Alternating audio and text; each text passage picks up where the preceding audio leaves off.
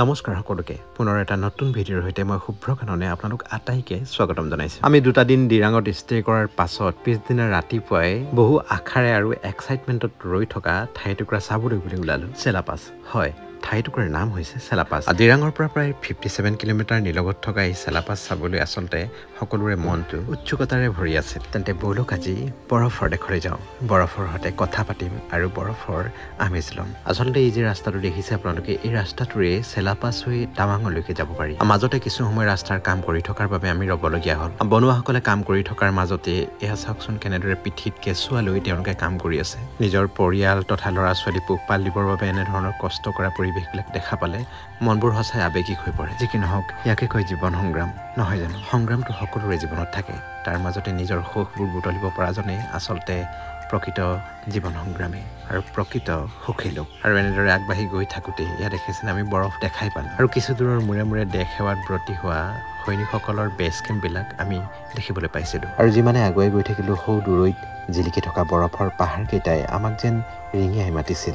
আগুৱাই গৈ থাকিলে বৰফৰ পাহাৰকেইটা একেবাৰে কাষত যেন লাগে, কিন্তু ঘূৰি পকি গৈ থাকিলেও নাপাওঁ।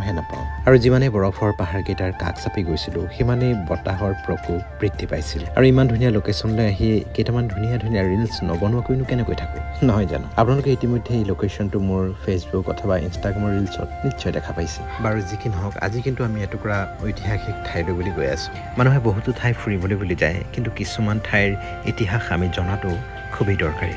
আৰু আজি আমি য'লৈ গৈ আছোঁ চেলাপাছ, ইয়াৰ ইতিহাসটো সঁচাকৈ আপুনি যেতিয়া জানিব তেতিয়া হয়তো আপুনি আৱেগিক হৈ পৰিব অথবা আপোনাৰ মনটো দেশপ্ৰেমেৰে ভৰি পৰিব, নতুবা দেশৰ প্ৰতিৰক্ষাৰ বাবে প্ৰাণ দিয়া প্ৰতিজন শ্বহীদলৈ আৰু দুগুণ শ্ৰদ্ধা বৃদ্ধি পাব।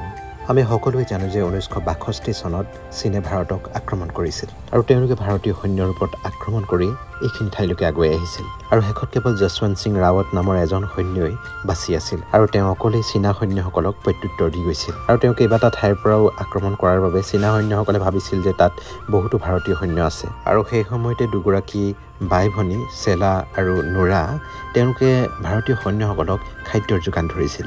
যেতিয়া চেলা আৰু নোৰাই যশৱন্ত সিঙক অকলেই চীনা সৈন্যসকলক প্ৰত্যুত্তৰ দিয়া দেখা পালে, তেতিয়া দুয়োগৰাকী বাই ভনীয়ে তেওঁক সহায় কৰাৰ কথা ভাবিলে আৰু তাত মৃত্যু হোৱা সৈনিকসকলৰ অস্ত্ৰ তুলি লৈ তেওঁলোকে চীনা সৈন্যসকলক প্ৰত্যুত্তৰ দিবলৈ ধৰিলে।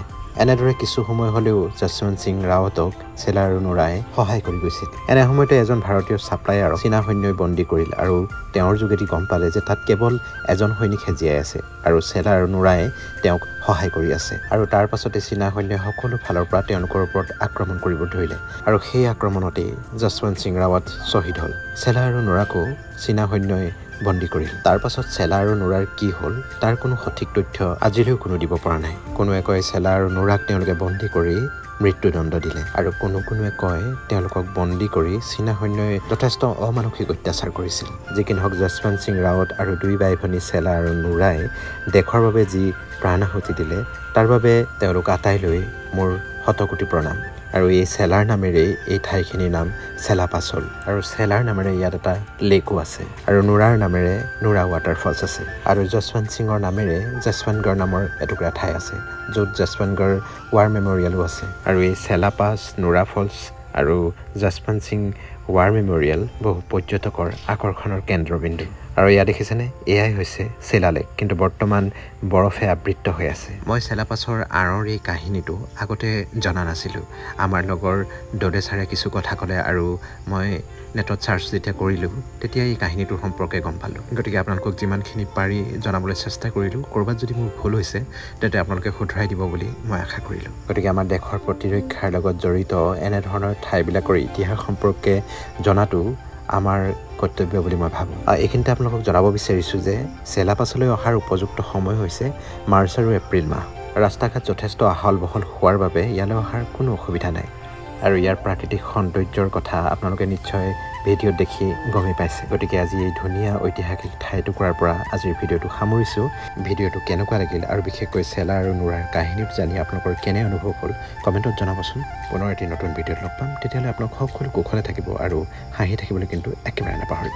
আজিলৈ আহিছোঁ, বাই বাই।